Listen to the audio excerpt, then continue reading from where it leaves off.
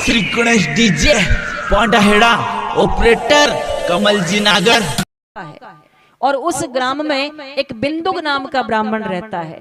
उसकी एक पत्नी है जिसका नाम चंचुला है। दोनों पति पत्नी गृहस्थ आश्रम, बड़ा सुंदर। लेकिन बात यहाँ भी वही है कि ब्राह्मण कुल में जन्म लिया लेकिन कभी श्रेष्ठ कर्म नहीं किए और ये पूरा गांव ही भ्रष्ट हो गया। किसी ने भी कभी कोई न त्रिकाल संध्या की, न पूजन किया, न यजन किया, न हवन किया, कुछ नहीं किया। धीरे धीरे गलत संगत में पड़ गया ये बिंदुक नाम का ब्राह्मण और गलत संगत में पड़ने से पथ भ्रष्ट हो गया। इसीलिए कहते हैं संगति अच्छी करनी चाहिए। जैसा संग करोगे वैसा ही आपका जीवन बन जाएगा, वैसा ही आप पर रंग चढ़ जाएगा। इसलिए ध्यान रखना आप अपने बच्चों को कि उनकी संगति कैसी है, वो किसके साथ बैठते हैं, किसके साथ उठते हैं, किसके साथ जाते हैं, किसके साथ रहते हैं, क्या उनकी संगति अच्छी है या नहीं है। इस बात की जांच आप लोगों को करते रहना चाहिए बीच बीच में। नहीं तो क्या होगा, बोले बच्चे संस्कार से हीन हो जाएंगे, वो हमारी संस्कृति से हीन हो जाएंगे। इसलिए ध्यान रखो कि बच्चों की संगति कैसी है। हमारे यहाँ कहते हैं कह रहीम कैसे निभे ये केर बेर को संग, वे डोलत रस आपने उनके फाटत अंग। इसलिए सुनिए, संगति श्रेष्ठ है तो जीवन श्रेष्ठ हो जाएगा और संगति श्रेष्ठ नहीं है तो जीवन भी बेकार नरक बन जाएगा। आपको पता ना हो लेकिन मैं तो देखती हूँ संसार में। मैं एक बहुत हकीकत की आपको घटना बता रही हूँ। कोटा में ही एक जगह है और उस वहां पर हमारे गुरुदेव के एक भक्त रहा करते थे और वो नगर निगम में किसी पद पर थे, नौकरी करते थे। उनके 2 बेटे और 2 बेटियां। भगवान की कृपा से खूब संपन्न परिवार था, खूब संपन्न, कोई कमी नहीं थी। खूब बढ़िया मकान, खूब पैसा, खूब आनंद, सब कुछ था। लेकिन उनका जो बड़ा पुत्र था वो जब विद्यालय जाता था ना तो वो गलत संगति में पड़ गया और गलत संगति में पड़ करके उसके अंदर अवगुण आने लगे, बुराइयां आने लगी, गलत कर्म करने लगा, चोरी करने लगा, अन्याय करने लगा। धीरे धीरे बड़ा हुआ, वो संगति का प्रभाव ऐसा बढ़ा कि वो लोगों से पैसे उधार ले ले करके गलत शौक करने लगा। अब उसके पिताजी के पास जब लोग पैसा मांगने जाने लगे, लोगों ने कहा महाराज आपके बेटे ने हमसे 2000 रुपए उधार लिए, किसी ने कहा 5000 रुपए उधार लिए, किसी ने कहा 10,000 रुपए उधार लिए। तो उनके पिताजी चुकाते चुकाते परेशान हो गए और तब जाकर के उन्होंने कहा, बोले प्रभु ये क्या हो रहा है, मेरे बेटे के अंदर इतनी बुराइयां, इतने अवगुण। और जब उन्होंने उस बच्चे की संगति देखी तो वो ऐसी संगति में पड़ गया था कि जीवन के ऐसे कोई बुरे कर्म नहीं जो उसके अंदर ना हो। शराब वो पीने लगा, तंबाकू वो खाने लगा, ड्रग्स वो लेने लगा, सारे ऐब उसके जीवन में आ गए और धीरे धीरे धीरे धीरे इतना कर्जदार उसने अपने पिता को बना दिया कि सब कुछ बिक गया उनका, सब कुछ बिक गया। इसलिए कहते हैं ना, पूत कपूत तो क्यों धन संचय और पूत कपूत तो क्यों धन संचय। अगर सपूत बेटा है तब भी धन की आवश्यकता नहीं है संचित करने की, और कपूत है तब तो करना ही नहीं चाहिए। इसलिए उस बेटे ने सारा बर्बाद कर दिया पैसा और फिर स्थिति ये हो गई कि वो चोरी करने लगा, अन्याय करने लगा। इतना ही नहीं, वो भी हत्या करने लगा और उसके उसमें उसे जेल भी हो गई, जेल में चला गया। उसी कष्ट में वो भक्त दुखी रह रह करके इतना दुखी हुआ कि उसे हार्ट अटैक आया और उसका जीवन पूरा हो गया। आज भी है वो परिवार, पर वो बड़ा बेटा है जेल में, छोटे बेटा ने आत्महत्या कर ली, सुसाइड कर ली, फांसी पर फंदा लगा करके वो मर गया। 2 बेटियां, एक बेटी का विवाह हो गया, दूसरी बेटी अभी तक भी कंवारी। इतनी स्थिति खराब हो गई उस घर की। क्यों? केवल कुसंगत में पड़ने से, केवल कुसंगत में। इसलिए अपने बच्चों पर ध्यान रखना बहुत जरूरी है कि वो किस संगति में बैठे हैं, वो किस संगति में जा रहे हैं, वो क्या कर रहे हैं, क्या खा रहे हैं, कैसे रह रहे हैं, सबकी ध्यान आपके होना चाहिए। बच्चों की संगति श्रेष्ठ बनानी चाहिए, अच्छी बनानी चाहिए, बच्चों को संस्कार देने चाहिए। इसलिए संस्कार कब आएंगे? जब आप माता पिता जब उनको संस्कार दोगे, क्योंकि सबसे पहली बच्चे की गुरु तो माँ होती है ना। और माँ जैसा सिखाती है बच्चे को, वो बच्चा वैसा ही बन जाता है। इसलिए आपके ऊपर बड़ी जिम्मेदारी है। मैं देखती हूँ आज घर में हर कोई दुखी है, कहता महाराज हमारे बच्चे हमारी नहीं मानते, महाराज हमारे बच्चे हमारी नहीं सुनते, हमारे बच्चे हमारा कहना नहीं सुनते हैं। क्यों नहीं सुनते हैं? ध्यान रखिएगा, क्योंकि आपने भी कहीं ना कहीं अपने माता पिता का अनसुना किया होगा, उनकी आपने आज्ञा नहीं मानी होगी, अपमान किया होगा, या इस जन्म में नहीं तो पूर्व जन्म में किया होगा। क्योंकि हमारे यहाँ तो ऐसी परंपरा है कि पूर्व जन्म के किए हुए कर्मों का फल भी हमें इस जन्म में भोगना पड़ता है।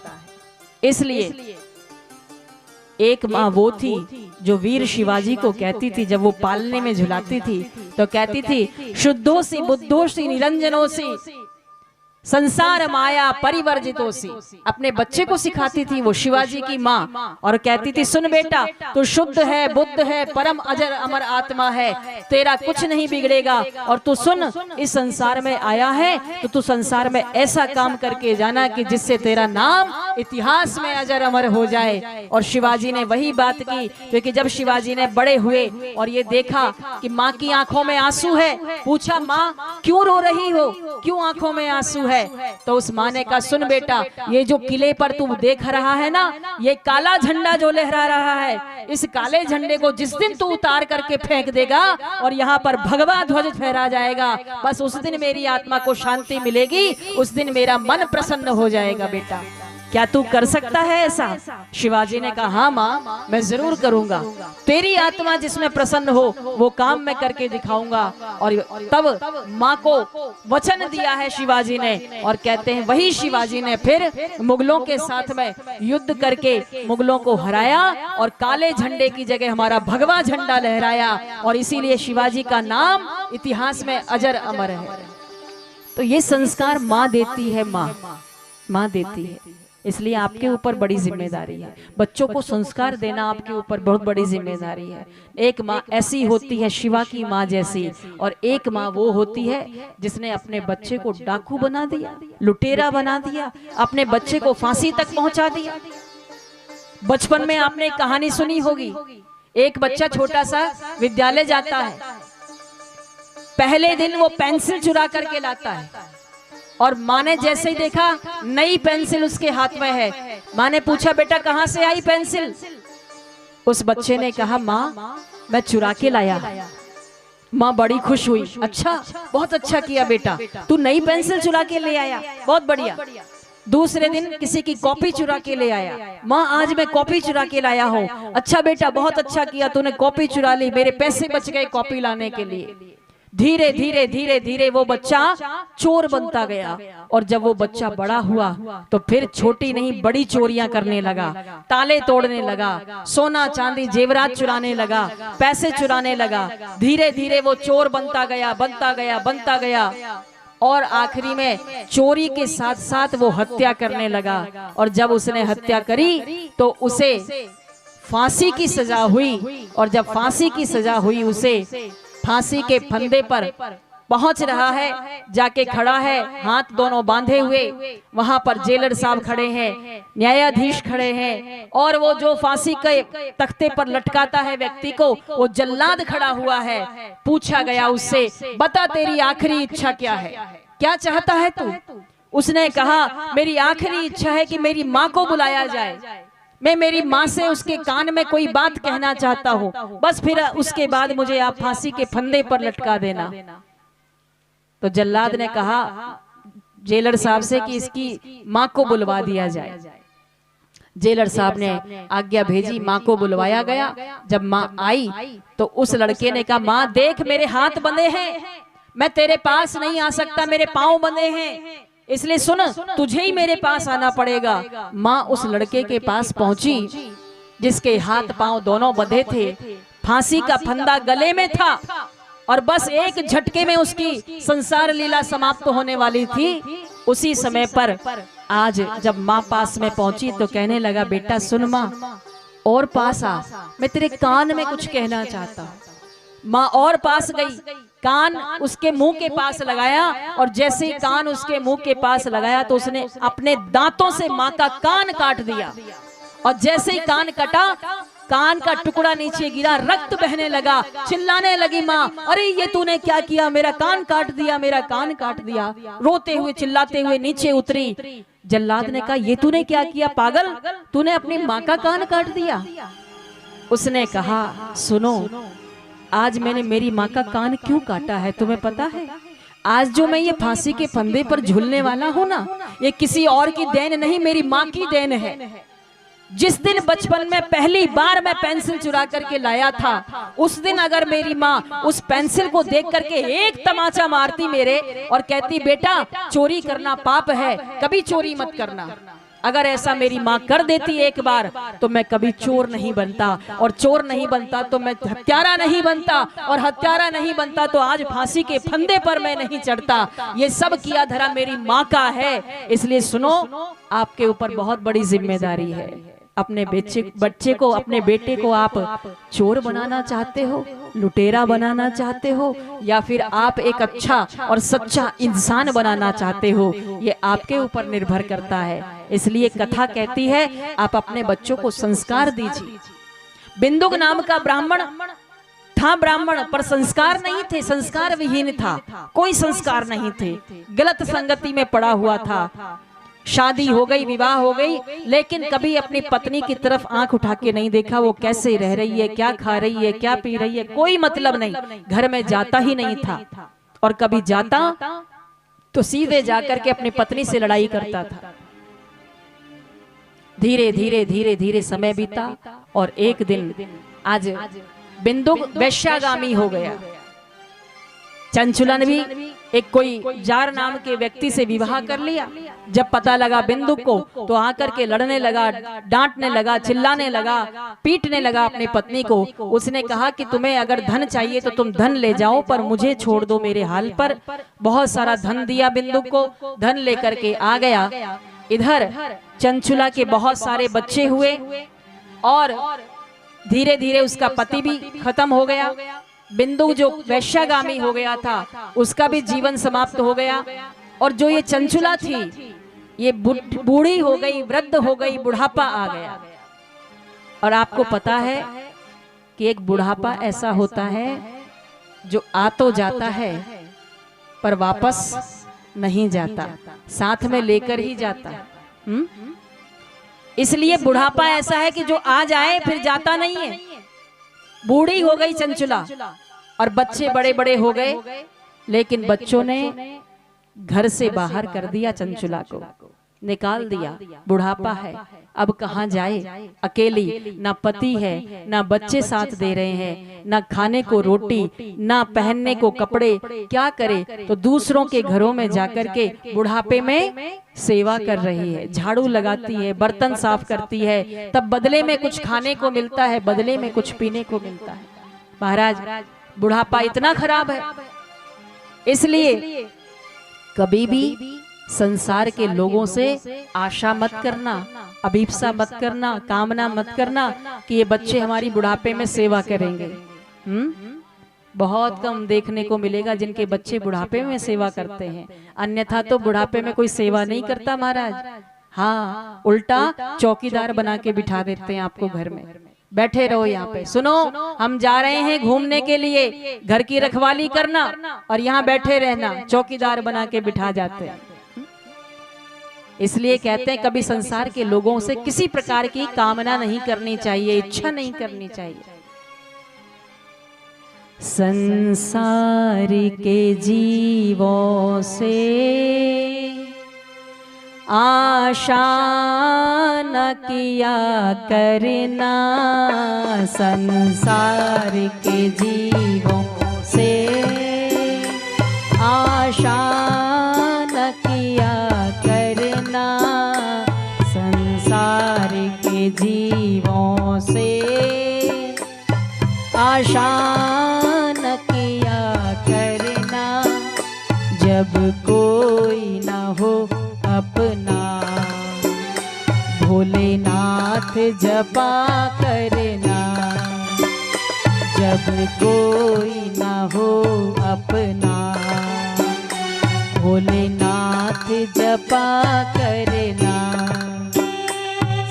संसार समुंदर में तूफान भी आते हैं, संसार समुंदर में तूफान भी आते हैं, जो प्रभु को भजते हैं प्रभु पार लगाते हैं, जो प्रभु को भजते हैं प्रभु पार लगाते हैं।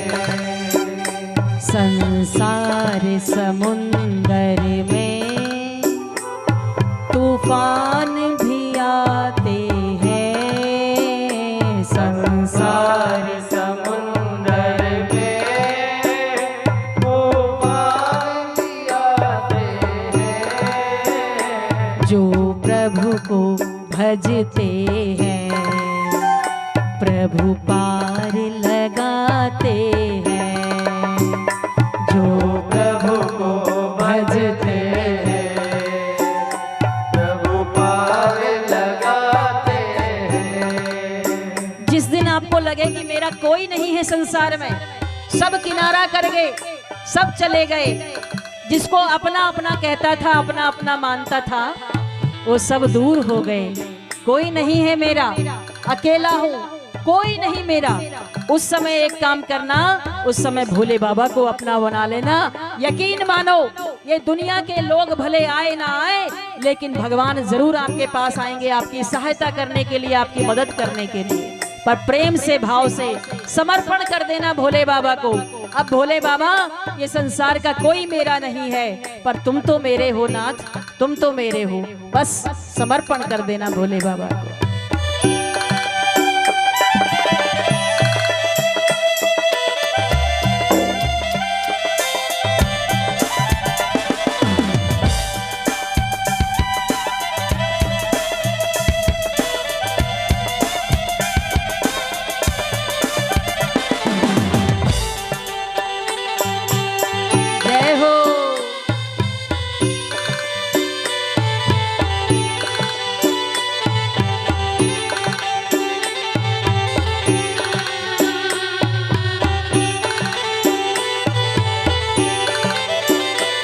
संसार के जीवों से आशा न किया करना, संसार के जीवों से आशा न किया करना, जब कोई न हो अपना भोलेनाथ जपा करना, जब कोई न हो अपना भोलेनाथ जपा करना, जब कोई न हो अपना भोलेनाथ जपा करना, जब कोई न हो अपना भोलेनाथ जपा करना, जब कोई न हो अपना भोलेनाथ जपा करना, जब कोई न हो अपना भोलेनाथ जपा करना।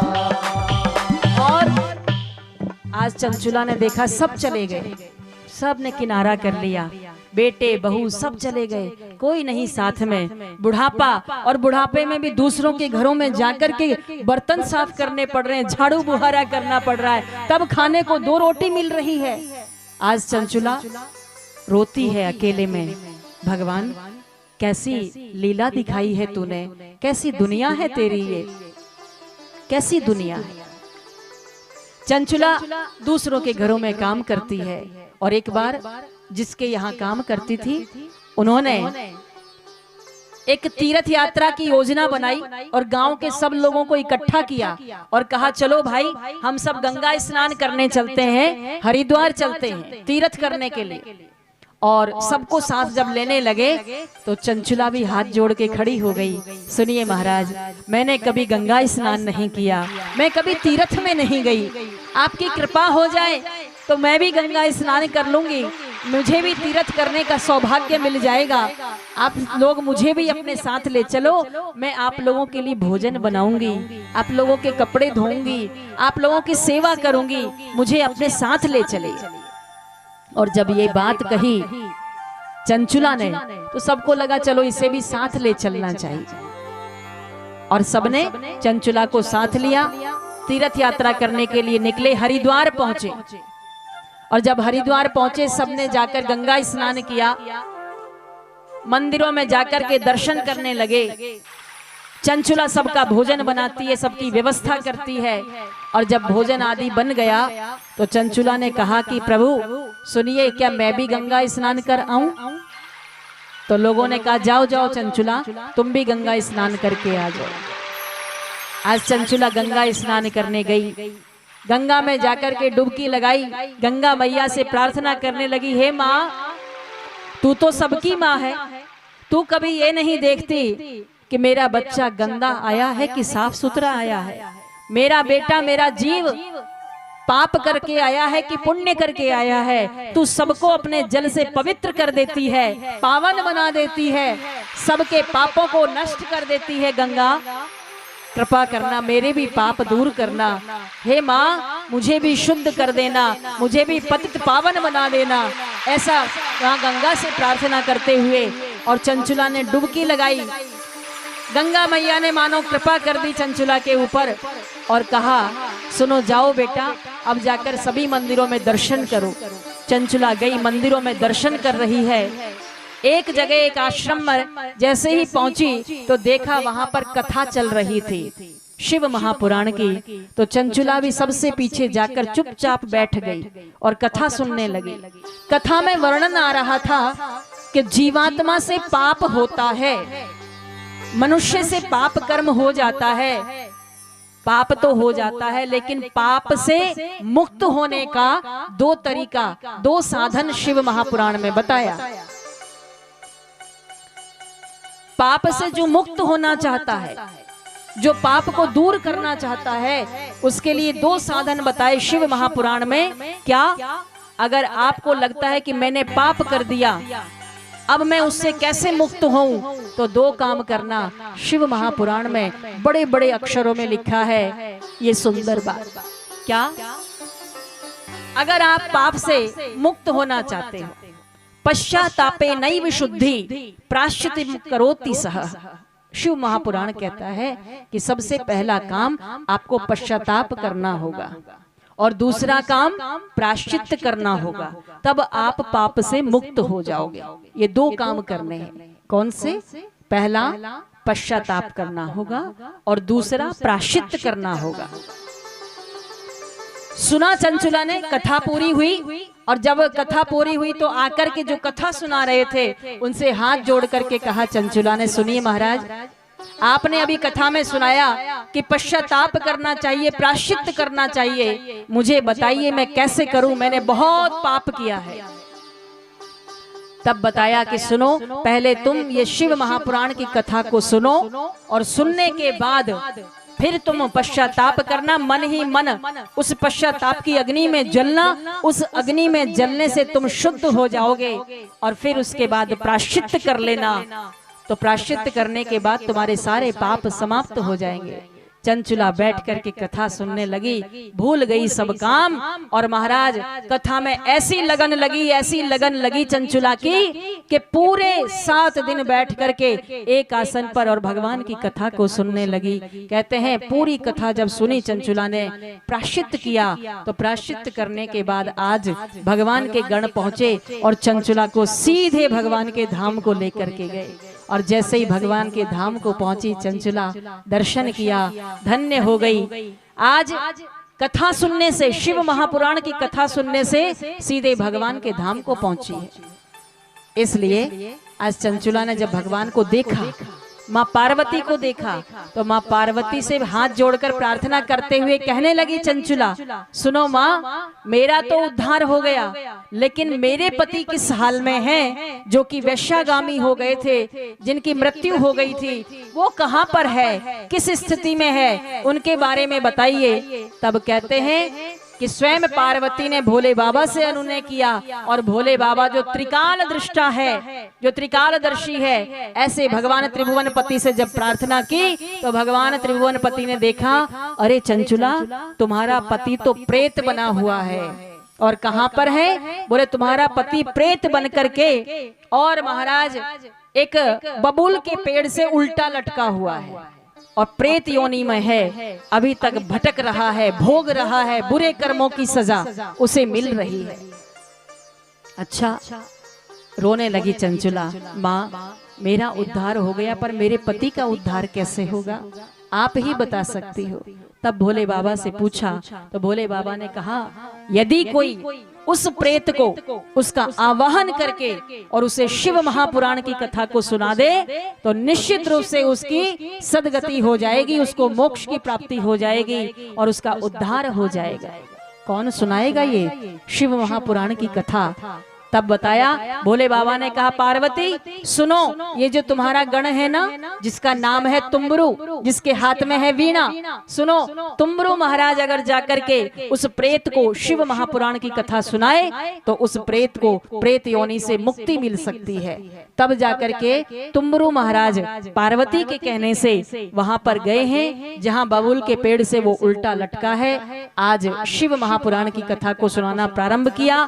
जब कथा पूरी हुई तो स्वयं प्रकट हो गया वो बिंदु जो कि प्रेत बना हुआ था, और जब अपनी पत्नी को देखा तो देख करके उसके चरणों में गिर पड़ा।